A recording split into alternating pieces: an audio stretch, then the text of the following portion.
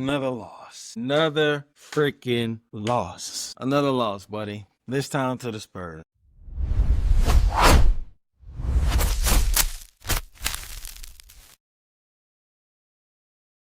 What up, people? It's your boy KP, man, and we are finally back with another video. I took a bit of a hiatus trying to focus on some other things and work on another channel and doing a lot of trial and test runs with that.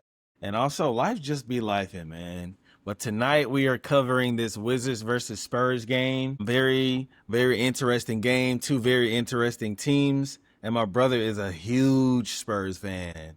I'm talking about Tony Parker, Ginobili, Tim Duncan days. I'm talking about beating LeBron in 2007 days. That's how long my brother's been a Spurs fan, man. Probably even longer than that. But that's as far as back I can remember. And I am unfortunately a Wizards fan. And we're both kind of going through a rebuild, but his team's rebuild is going in a completely different direction than my team's rebuild, but they did kind of start a little early. And they did have some pretty good lottery luck compared to us. But yeah, we're going to be talking about that game. It's currently halftime, and I am excited to get back into the swing of things. We are essentially past a quarter of the way through the season, and we have so much to catch up and talk about. And I feel like now that we're at this point in the season, we have a better idea of what these teams are and what they aren't. Officially approaching that trade season because some players in the offseason became eligible for trade, and even more players will become eligible for trade on January 15th. So that's going to be a lot of juicy stories to talk about, man. The trade deadline hasn't been as exciting as it's been in past years outside of that huge Luka to LA trade. So with that being said, I am excited to be back. Thanks for rocking out with me. Thanks for watching the video. And yeah, let's get into it. Okay, guys, as you can see from the screen, the San Antonio Spurs beat the Washington Wizards 119-94. Down here, we see who the top performers were. And yeah, it was rookie Dylan Harper, man. There's so many things I want to start off saying, but let's just get down to the basics of the game and how it went. Kind of sort of competitive in the first half. And then they hit us with a 12-point deficit in the third quarter. I keep saying us because I'm a Washington Wizards fan. And then the fourth quarter, they just took it all the way home. It just wasn't a game in the second half, to be quite frank. But yeah, Dylan Harper was the star of the show. Wemby had a whole bunch of flashes himself, but Dylan Harper was the guy who just came off the bench and just made the biggest difference. Actually, Victor Wembanyama came off the bench for the third time in a row. Plus minus was a 14. Dylan Harper plus minus was a 13. Victor only had 15 points, and we got blown out. Like, look what the starters did. The bench, they came off the bench. Two starters basically came off the bench. Because you can argue Dylan Harper is better than Stephon Castle. You can argue Dylan Harper's better than Devin Vassell, or it's going to be better than those two. Justin Champagnie, 12 points off the bench, 4 for 9 from three-pointer. All he hit was threes. All his field goals were threes, and he's 4 for 9. Dylan Harper, 3 for 5. At one point, this man was 3 for 3 from three, and the 2 threes that he missed were like ones he should have made. He damn near should have went 5 for 5 at that point. No, sir. No, sir. Sit. I'm starting that. Just Stephon Castle had a solid game. He's just a solid player, man. He's the type of player everybody wants on their team. Is gonna do a little bit of everything, especially on the defensive end. He knows how to put the ball on the floor and get you a bucket. If he ever figures out that jump shot, it's a wrap. De'Aaron Fox, I'm not really sure what's going on with De'Aaron Fox. I see him being traded, if not by the trade deadline, by the summer. I just don't see no reason for the Spurs to keep him. And I said it multiple times, man. If the Spurs knew they were going to end up with the number 2 pick and have dibs on Dylan Harper, there's no way they make that De'Aaron Fox trade. But even though he's not having the greatest season, I think his value is still high enough to be on the trade block this year, and they can get some good pieces back for him so they can just go full rebuild mode. And Dylan Harper can still kind of play the two, but this guy tonight showed that he's the future lead guard of this team. It's just, I knew at the moment they got the number 2 pick, it was a wrap. And then him and Victor had kind of a play, and they kind of dapped each other up a little bit, like a little hand tap. And I was like, yes, that. I just saw a glimpse of the future. I saw a glimpse of them in the finals, man. I saw a glimpse of them in the finals. Now, could they one day be in the finals against the Wizards? Could they one day be in the finals against the Wizards, man? I think we are, man, we shouldn't even be, man, we gotta be, man, we're a long way from the playoffs, let alone a freaking finals run. The Spurs are literally number 4th in the West, and we're like dead last in the leagues and the East, if I'm not mistaken. But these two teams have a lot in common, man, but I'm gonna go over the box score really quick. Bilal Coulibaly, 1 for 7, 0 for 4. Now, he did miss 4 games in a row, something along those lines. Alex Sarr missed about 4 to 5 or possibly even 6 games. And this was the game where both Alex Sarr and Bilal Coulibaly came back off of injury. I actually thought Bilal was going to be out a little bit longer, but it almost felt like they were holding. It felt like my team was holding these guys back and letting them heal up and letting them get close to 100% healed up and bringing them back for this game just so they can compare their rebuild to the Spurs rebuild, just so they can see Alex Sarr versus Wemby, just so they can see our 2025 draft pick versus the Spurs 2025 draft pick, and then the Spurs 2024 draft pick versus the Wizards 2024 draft picks. I felt like it was just too coincidental that those two players came back on this specific game, and they did not pass the eye test. Even though Alex Sarr had 18 points, 3 assists, 1 block.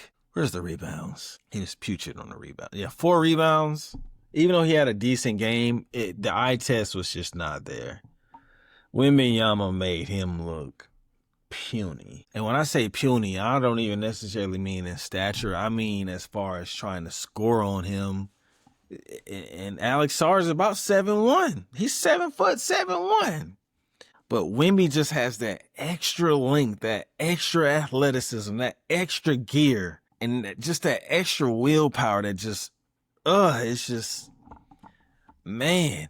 And they're both French players. Wemby was the first overall pick in 2023. Was it 2023? Yeah, he was the first overall pick in 2020. I mean, the Spurs have Julian Champagnie. We have Justin Champagnie. The Wizards were hoping to get Dylan Harper in the draft this year. The Spurs ended up getting Dylan Harper, and we dropped all the way down to the number 6 pick when we felt like we should have been the top 3 pick, and we got Trey Johnson.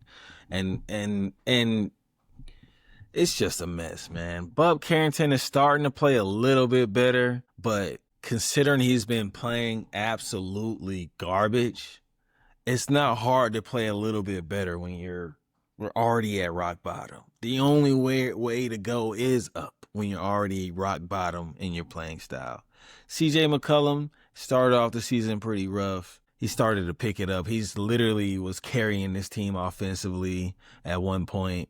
When he's not dropping 38, 40 freaking points, we don't stand a chance, essentially. And Keyshawn George started off hot during the season, but I think the other teams put them on their scouting reports, and essentially all you have to do is put a body on him.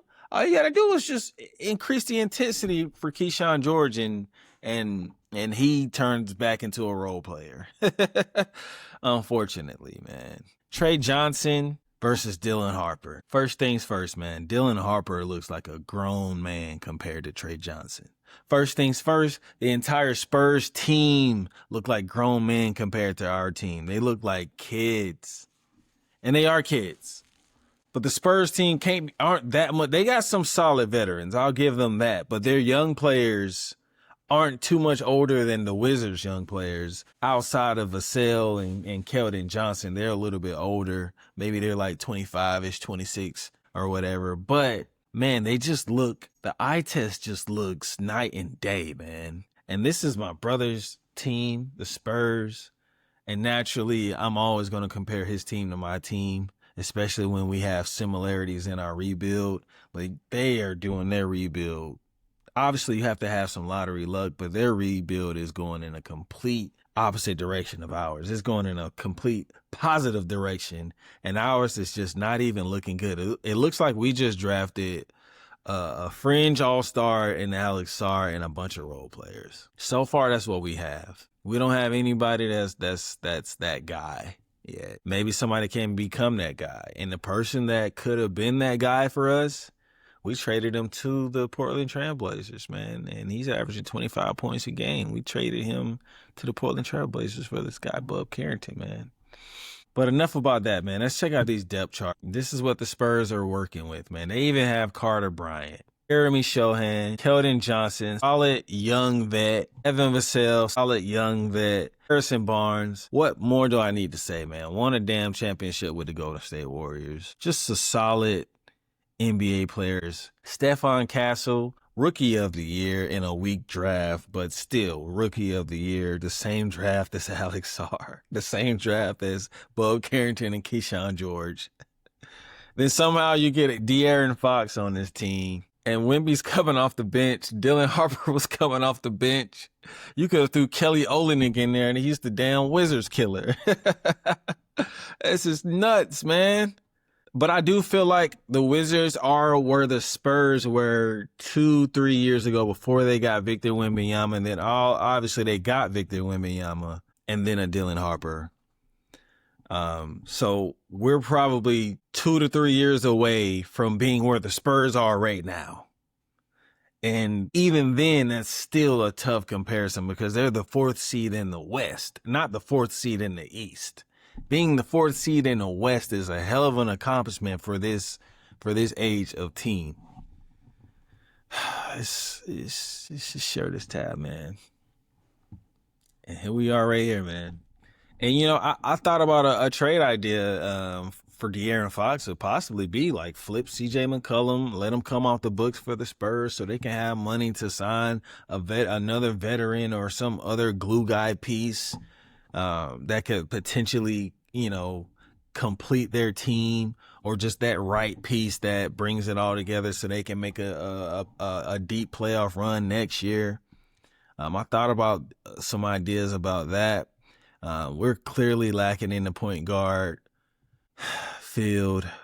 We got all of these wings, but none of these wings are dogs. Cam Whitmore don't want to practice, or he's just there to look good and thinks he deserves it without working for it. I'm not sure what the deal is with that guy is, but it's like, why can't you crack this rotation? You should be able to crack this rotation. Why is Jameer Watkins outplaying you? Why is he getting more playing time? Why is the rookie Will Riley getting more playing? I understand why Will Riley is getting more playing time than you. I understand why Justin Champagne is getting more playing time than you, but you should be dusting these guys.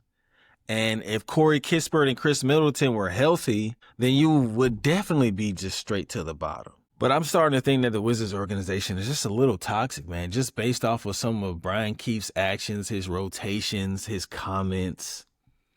And I get the sense that, you know, he's a very prideful man and a very old-fashioned coach. And today's league isn't built for old-fashioned coaches, man. It's just not.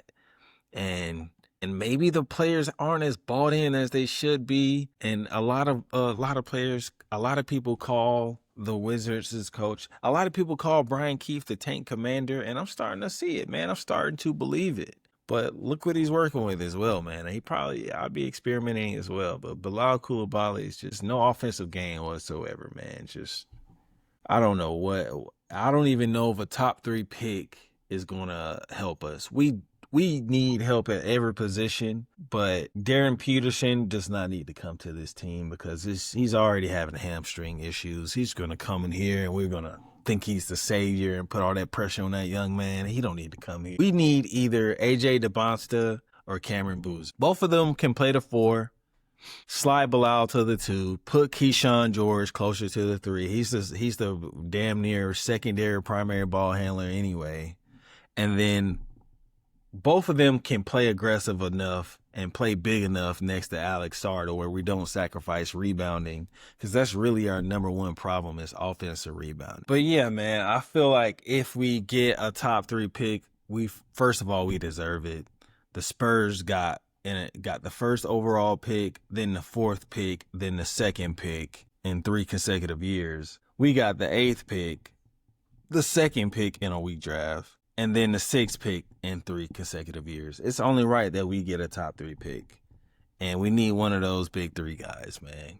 And preferably AJ DeBonsta or Cameron Boozer. And then we'll just figure out this point guard situation later. Or we can trade for a veteran point guard and put Carrington off the bench. And then Trey Johnson, he's just looking like a catch and shoot Malik Monk. Off the pitch. That's what he's looking like. Now he's just a rookie. Maybe he can turn it around and be more than just that. But that's how he's. Look at this beautiful team, man. This beautiful rebuild. Like, it's insane how an organization, how an intelligent organization can operate, and just obviously the league favors an organization like this, but they actually know what they're doing. They're actually developing their players. They're not developing players and then giving up on them and then shipping them off and letting them go average 25 a game on another team. That's just not what the Spurs do, man. They just make smart decisions. A lot of fans of the Wizards are saying, and a lot of teams are saying, oh, let's rebuild just like OKC. You know how impossible that is to rebuild like that?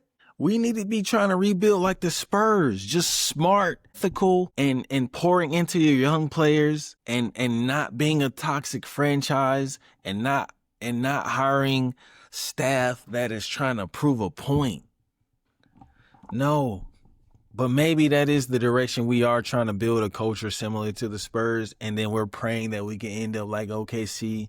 But you got to have a Shea Gilgeous to even do that.